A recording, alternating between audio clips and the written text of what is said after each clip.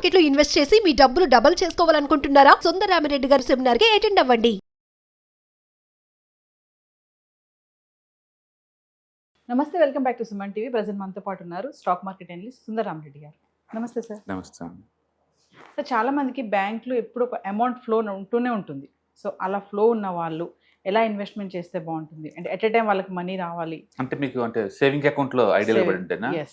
బేసికల్గా బ్యాంక్లో money saving అకౌంట్లో ఉంటే మీకు 2 to 3% కన్నా ఎక్కువ రావండి. ఎందుకంటే మీరు ఎప్పుడు మనీ తీస్తారో మీకే తెలియదు. డిపాజిట్స్ లాగా ఏం చేయలేదు కదా. అందుకని తక్కువ అమౌంట్ అంటే నీకు సేవింగ్ అకౌంట్లో ఉన్నదానికి 2 to 3% కన్నా ఎక్కువ ఇవ్వరు. కరెంట్ అకౌంట్ అయితే అది కూడా ఇవ్వరు. జీరో సేవింగ్స్ అనమాట. అది ఏముండదు దాంట్లో ఇన్కమ్. అందుకని ఎవరైనా సరే బ్యాంకులో ఖాళీగా ఉంది అమౌంట్ అనుకున్నప్పుడు దాంతో పోల్చుకుంటే డెట్ ఫండ్స్ ఉంటాయి, అందులో పెట్టుకోవచ్చు మీకు బేసికల్గా.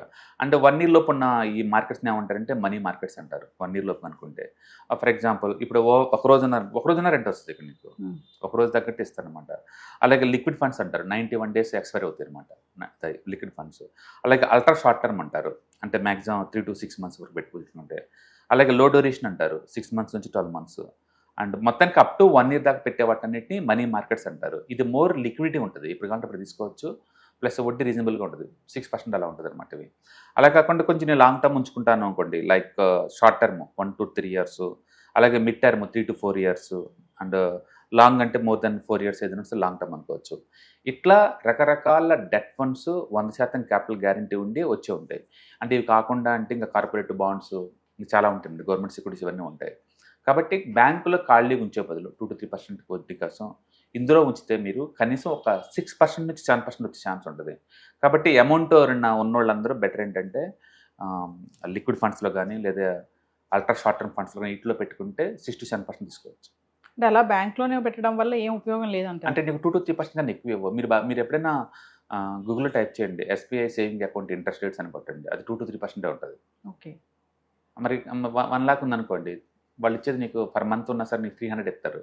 ఇందులో ఉంటే 600 ఇస్తున్నారు కదా, 600 ఉంటుంది. పైగా ఇందులో ఉంచితే ఎంతకంత అప్రిషియేట్ అవుతూ ఉంటుంది నీకు. ఇందులో ఉంటే ఇన్వెస్ట్మెంట్ యాక్టివిటీ రన్ అవుతుంటుంది, ప్లస్ ఏదైనా స్టాక్స్ తక్కువ రేటుకి వచ్చినప్పుడు దాన్ని మనం కొనుక్కోవచ్చు.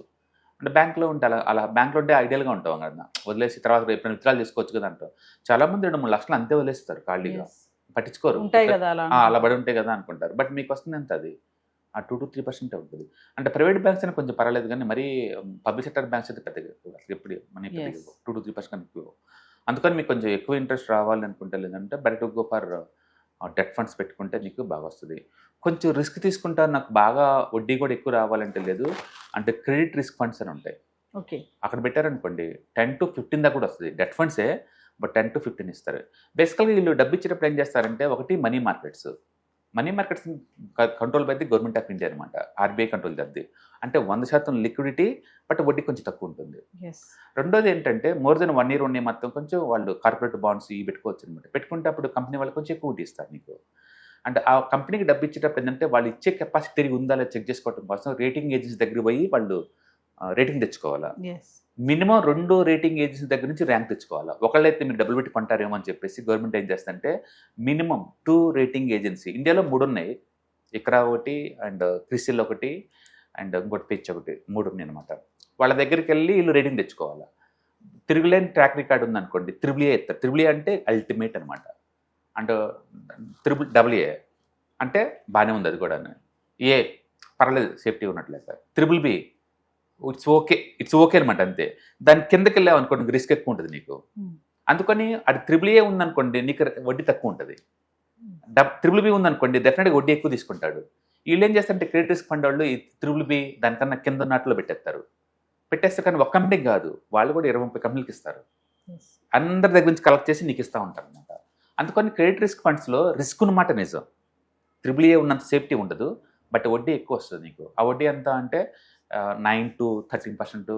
ఒకసారి నేను చూసాను 24% కూడా వచ్చింది 1 yearలో. బట్ ఎవ్రీ ఇయర్ వచ్చిందని నేను చెప్పను, బట్ రిస్కీ అది, బట్ వస్తుంది అనమాట. ఈ గొడవంతా లేకుండా డైరెక్ట్గా మన కంపెనీకి వడ్డీకి ఇవ్వచ్చు. ప్రాబ్లం ఎక్కడ వస్తుందంటే అది దివాలా తీసింది అనుకోండి, మనం దివాలా అయిపోతాం. అందుకని ఒక కంపెనీకి ఇచ్చి రిస్క్ తీసుకునే బదులు అండ్ ఇలాంటి ఫండ్స్లో పెట్టుకోవడం ద్వారా వాళ్ళు రిస్క్ డైవర్సిఫై చేస్తారు అండ్ హ్యాండిల్ చేస్తారు. రిమోట్ ఛాన్స్ ఇండియా మొత్తం మీద చరిత్రలో ఇప్పటివరకు డిఫాల్ట్ అని 2 ఉన్నాయి డెట్ ఫండ్స్లో. ఫ్రాంక్లిన్ టెంపుల్టన్ వాళ్ళ ఒక 5 ఫండ్స్ డిఫాల్ట్ అయిపోయినాయి. అంటే నిప్పాన్ అనేది ఒక ఫండ్ డిఫాల్ట్ అయిపోయింది ఇప్పుడు చరిత్రలో. వందల కొద్ది స్కామ్ ఫండ్స్ రన్ అవుతున్నాయి కదా, బట్ డిఫాల్ట్ అయింది 2 అనమాట. అందుకని డెట్ ఫండ్స్ గ్యారెంటీగా లాస్లోకి వెళ్ళిపోతాయి అంటే చాలా రేర్, అది rarest of rare event. But మీకు వస్తుంది అనమాట. బట్ మీకు అల్టిమేట్ సేఫ్టీ అంటే మనీ మార్కెట్స్ అంటే less than 1 year. Less than 1 year ఉండి మొత్తం కూడా ఆర్బీఐ కంట్రోల్ చేస్తుంది కాబట్టి నీకు మనీ గ్యారెంటీ వస్తుంది. అంటే 6 to 7% దాకా వస్తుంది ఆ రూట్లోకి వెళ్తే. నువ్వు కార్పొరేటివ్ బాండ్స్కి వెళ్తే ఇంకో 2% ఎక్స్ట్రా ఎక్స్పెక్ట్ చేయొచ్చు. అంటే క్రెడిట్ రిస్క్ ఫండ్స్కి వెళ్ళామనుకోండి 10 కూడా ఎక్స్పెక్ట్ చేయొచ్చు, 10 దాకా ఎక్స్పెక్ట్ చేయొచ్చు అనమాట. అందుకని మీ రిస్క్ ప్రొఫైల్ తగ్గట్టు మీరు పెట్టుకోవచ్చు. అంటే రిస్క్ ఎక్కువ ఉంది అంటే అక్కడ రిటర్న్స్ కూడా ఎక్కువ ఉన్నాయి. డెఫినెట్గా రిస్క్ ఈజ్ ఈక్వల్ రివార్డ్. ఎప్పుడైనా సరే రిస్క్ ఏమి వద్దు అనుకుంటే నీకు రివార్డ్ ఏం రాదు. అది ఎండ్ ఆఫ్ ది కెరీర్ కూడా అంతే కదా. రిస్క్ తీసుకుని 4 ఇంటర్వ్యూకి వెళ్తాను, ఏదో జాబ్ వస్తుంటుంది. జాబ్ రాదని ఒకసారి కూర్చున్నాం అనుకోండి, నీకు నీ కంపెనీలో ఎవరు రెస్పెక్ట్ ఇవ్వరు. ఎంత ఎక్కువ ఖాళీ పడి ఉంటే అంత స్కిల్ లేని వాళ్ళగా ట్రీట్ చేస్తారు కంపెనీ వాళ్ళు. మనకైతే ప్రేమతో ఉన్నారని వాళ్ళు ఎప్పుడు అనుకోరు, లాయల్టీ అనుకోరు వాళ్ళు. ఇండియాలో లాయల్టీకి అసలు రెస్పెక్టే ఉండదు. అందుకని టీసీఎస్లో కాలకొండ కూర్చుంటే 10 ఏళ్ళ తర్వాత కూడా పెద్ద శాలరీ రాదు. 3 రౌండ్లు కొట్టేసి మళ్ళీ అదే కంపెనీకి ఎంచక్క టీమ్ లీడర్గా రావచ్చు నువ్వు. వాళ్ళకి శాలరీలు ఎక్కువ ఉంటాయి అండ్ ప్రమోషన్స్ కూడా ఎక్కువ ఉంటాయి. అందుకని బెస్ట్ ఏంటంటే ఎవ్రీ ఇయర్ ఏదో కంపెనీకి అవసరం లేకపోయినా ఇంటర్వ్యూకి వెళ్తూనే ఉండాలి. ఒక లెటర్ అంటే కనీసం తెలుస్తుంది ఏమేమి క్వశ్చన్లు పడుతుంది మార్కెట్ అప్డేట్స్ ఇవన్నీ కూడా. దీని బేస్గా తీసుకొని హైక్ చెప్పాలి, బెదిరియచ్చు ఉన్న కంపెనీని. అంతే తప్ప అర్కు ఉంటే శాలరీలు వస్తాయండి, అలా రాదు. Thank you sir. Hi, 1 day class room ఎన్విరాన్మెంట్లో ఆఫ్లైన్ వెబినార్ జరగబోతుంది. అంటే ఇంట్రెస్ట్ ఉన్న పార్టిసిపెంట్స్ ఈ కింద స్క్రోల్ అవుతున్న నెంబర్కి రింగ్ చేసుకొని సీట్ బుక్ చేసుకోండి. దీంట్లో ETFs, index funds and mutual funds మీద completely and hand holding experience మీకు ప్రొవైడ్ చేయబడుతుంది.